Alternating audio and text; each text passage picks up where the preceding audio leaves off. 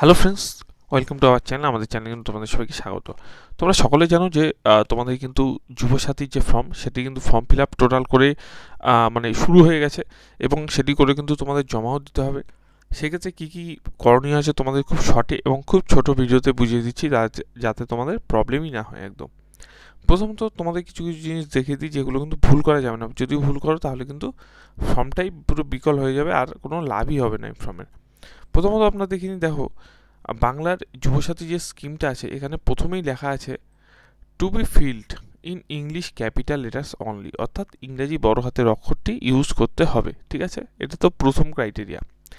Second কথা, দুয়ারে সরকারের যে একটি নাম্বার থাকে সেটি কিন্তু ওখান দিয়ে দিয়ে দেওয়া হবে তোমাকে। ঠিক আছে, তুমি যখন আধার কার্ডটা সাবমিট করবে, তোমার আধার কার্ডের নামে একটি নাম্বার জেনারেট হবে, সেই নাম্বারটি কিন্তু এখানে দিয়ে দেবে। ঠিক আছে, এই যেখানে আমি দেখালাম, এই ঠিক এই জায়গাটায় যে দুয়ারে সরকারের যে রেজিস্ট্রেশন নম্বর, সেটা কিন্তু প্রথমে তোমাদের দিয়ে দিল। আচ্ছা, দিয়ে দেওয়ার পরে এবার কী হবে? দিয়ে দেওয়ার পরে এবার কিন্তু তোমার আধার নম্বরটা কিন্তু এখানে কিন্তু লিখে দিতে হবে। এই যে বক্সগুলো দেখছো, এখানে কিন্তু আধার নাম্বারটি লিখে দিতে হবে। আচ্ছা, এই আধার নাম্বারটি লিখে দেওয়ার পর তোমাদের কী কী করতে হবে, আমি একটু জুম করে নিই। জুম করে কিন্তু আরও সুন্দর করে দেখিয়ে দিচ্ছি। তারপর দেখো, এখানে প্রথমেই দেওয়া আছে উপভোক্তার নাম মাধ্যমিক সমমানের পরীক্ষা অনুযায়ী, অর্থাৎ মাধ্যমিকে তোমার যেই নাম ছিল সেই নামটি কিন্তু এখানে দিতে হবে। ধরো তোমার নাম কথা কথা অমিত, ঠিক আছে, AMIT, ঠিক আছে, অমিত। এটা কিন্তু ছোট ঘরে এখানে কিন্তু লিখে দিলে, ঠিক আছে। এখানে ধরো 4টা ঘর নিলে, তারপর একটা ঘর আবার স্পেস দিয়ে, তারপর কিন্তু আবার তোমার টাইটেলটা লিখলে, ঠিক আছে। টোটাল ধরো অমিত দাস, কথার কথা, কারোর নাম অমিত দাস, এখানে অমিত, তারপর একটা স্পেস দিয়ে, তারপর হচ্ছে দাস, ঠিক আছে, মানে একটা ঘর ছেড়ে গেল। এ পর্যন্ত হলো। আধার নম্বরটি, আধার নম্বরটি কিন্তু তোমাদের একসাথে কিন্তু লিখে দিতে হবে। এখানে কিন্তু আধার নম্বরটি লিখে দিতে হবে। এখানে কিন্তু আধার নম্বরটি কিন্তু লিখে দিতে হবে। তারপর দেখো মোবাইল নাম্বার, যেটির সাথে কিন্তু ব্যাঙ্ক অ্যাকাউন্টের সাথে কিন্তু লিঙ্ক করা আছে, সেই মোবাইল নাম্বারটি কিন্তু দিতে হবে। কোথায় নাকি এখানে, ঠিক আছে, এখানে 10 সংখ্যার মোবাইল নাম্বারটি কিন্তু দিয়ে দেবে। ঠিক আছে, এরপরে দিয়ে দেওয়ার পরে তোমার ইমেল আইডি,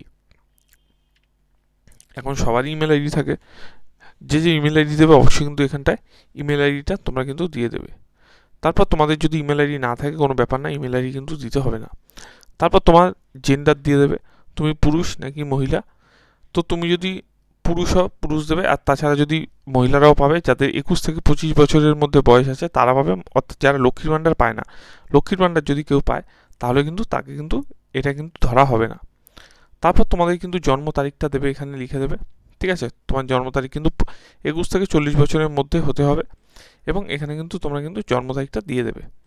তারপর দেখো আরেকটা জিনিস, তোমাদের এই যে তারিখ অনুযায়ী, অর্থাৎ এজ 1/4/2026 অনুযায়ী তোমাদের বয়স এখানে কত, ঠিক আছে, এখানে বয়সটা তোমার এই মুহূর্তে কত সেটা কিন্তু লিখতে হবে এই ফাঁকা জায়গাটায়।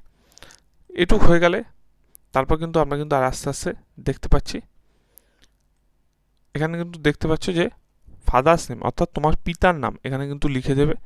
যদি সে জীবিত থাকে সেটা লিখে দেবে, আর যদি জীবিত না থাকে তাহলে কিন্তু লেট বসিয়ে দেবে।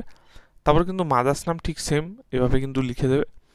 এবং তোমার যদি মানে কোনো যদি মেয়ে থাকে এবং তার যদি স্বামী থাকে, তাহলে এখানে কিন্তু তার স্বামীর নাম হবে। আর কোনো যদি পুরুষ থাকে, যদি তার বউ থাকে, তাহলে কিন্তু এখানে তার বউর নাম হবে। তারপর তুমি যদি SC ST OBC থেকে বিলং করো, তাহলে কিন্তু এখানে কিন্তু দিয়ে দিতে হবে। যেমন এখানে কিন্তু দিয়ে দেওয়া আছে ক্যাটাগরি, ঠিক আছে, এখানে যে SC আছে, ST আছে এবং OBC আছে। তোমাদের যদি SC ST বা OBC যাই থাকুক না কেন, তোমাদের সার্টিফিকেট নম্বরটা কিন্তু এখানে কিন্তু দিয়ে দিতে হবে। এটুকু করার পরে তোমরা কিন্তু আস্তে আস্তে নিচে আসবে। তারপর দেখো তোমাদের কি দিতে হবে। তোমাদের কিন্তু বিবাহিত, মানে তোমরা বিবাহ করেছো নাকি করোনি সেটা কিন্তু দিতে হবে, অর্থাৎ আনম্যারিড নাকি ম্যারিড, নাকি তোমরা বিধবা বা বিপত্নিক নাকি বিচ্ছিন্ন, তো সেগুলো কিন্তু দিতে হবে।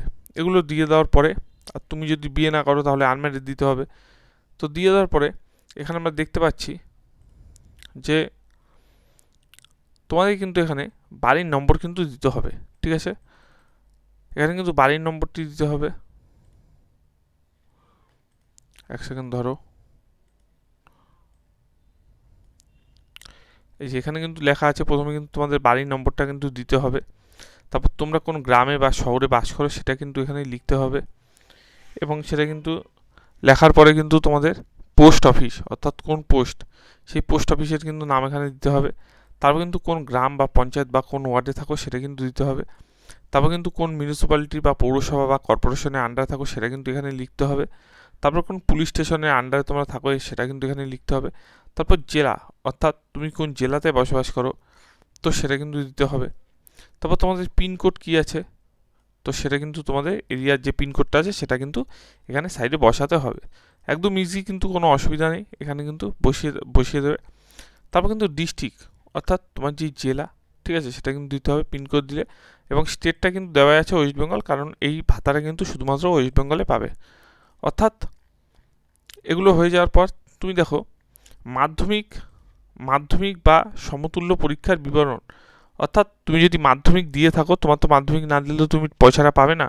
তো সেক্ষেত্রে কিন্তু মাধ্যমিকের রোল নম্বর, রোলটা লিখবে, তার পাশে নম্বরটা কিন্তু লিখবে। এবং তার পাশে দেখো আরেকটা জিনিস আছে, যে কত সালে তুমি মাধ্যমিকটা পাস করেছো সেটা কিন্তু এখানটাতে লিখতে হবে, যে কত সালে পাস করেছো। তারপর এটুক হয়ে যাওয়ার পর কিন্তু তোমাদের এডুকেশনাল কোয়ালিফিকেশন, তোমাদের শিক্ষাগত সর্বোচ্চ যোগ্যতা, তোমরা কিন্তু সেটা দিতেও পারো, তোমরা নাও দিতে পারো। যদি শুধু মাধ্যমিক হয় সেখানে কিন্তু মাধ্যমিক, এইচএস হলে এইচএস, যেটুকু হবে সেটুকু লিখে দেবে। বর্তমান পেশা তোমার কী আছে, ঠিক আছে, তুমি যদি কিছু করো তো ভালো, আর যদি কিছু না করো তাও তো কোনো ব্যাপার নেই, ফাঁকা রেখে দেবে। আর যদি কিছু করো সেটা টুকটাক, যদি কিছু করো সেটা লিখলে, কেউ যদি মানে বাড়ি বাড়িতে পড়াও, প্রাইভেট টিউটর, সেটা লিখতে পারলে।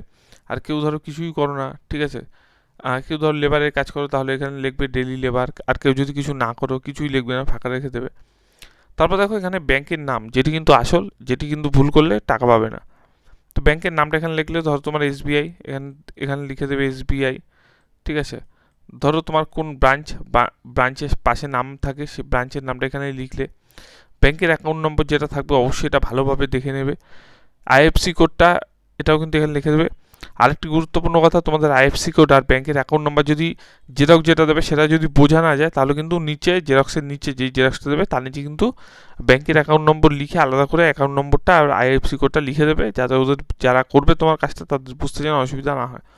তারপর দেখো অন্য কোনো সরকারি যদি ভাতা বা সাহায্য যদি আপনারা পান, তাহলে কিন্তু এই টাকাটা কিন্তু পাবেন না। যদি না পান তাহলে বেশিরভাগ নাই দিতে হবে, ঠিক আছে। এখানে কিন্তু নাই টিক করে দেবেন, এই যে নাই কিন্তু টিক করে দেবেন যে আপনি কিছু পান না, আপনি বেকার, সেটা কিন্তু এখানে দিয়ে দেবেন। তারপর ধর চলুন একটু নিচে চলে যাব।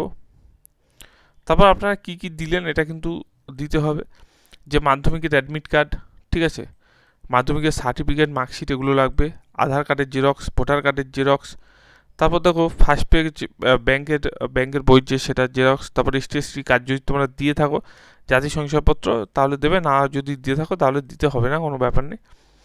তারপর দেখো তুমি, এটি কিন্তু সেলফ ডিক্লারেশন, এখানে কিন্তু লেখা আছে যে আমি কিন্তু একজন বেকার, আমি পশ্চিমবঙ্গ সরকারের কোনো সামাজিক নিরাপত্তা প্রকল্প বা অন্য ভাতা সাহায্য পাচ্ছি না, রাজ্য সরকার প্রদত্ত শিক্ষাগত সুযোগ সুবিধা বৃত্তি ছাড়া এই সময় আমি কোনো কর্মসংস্থান পাই, তবে আমি অবিলম্বে কর্তৃপক্ষকে জানাবো, ঠিক আছে।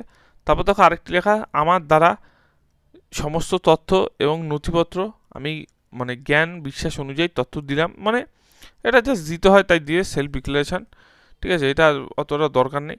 এবং তোমাদের কিন্তু এইটুকু জায়গা কিন্তু টোটাল অফিসিয়ালি ইউজ হবে, ঠিক আছে। অফিসিয়ালি ইউজ হওয়ার আগে তোমরা এখানে কিন্তু সিগনেচার, নিজের সিগনেচারটা করবে, তোমার এই যে লেখা আছে আবেদনকারী স্বাক্ষর, আর কয় তারিখ তোমরা জমা দিলে সেটা কিন্তু এইখানে কিন্তু তারিখটা লিখবে। তো জাস্ট এইটুকুই কাজ। কোনো রকম কোনো বুঝতে অসুবিধা হলে অবশ্যই কমেন্ট সেকশনে কমেন্ট করো, তোমাদের উত্তর কিন্তু দেবো। সম্পূর্ণ ভিডিও দেখার জন্য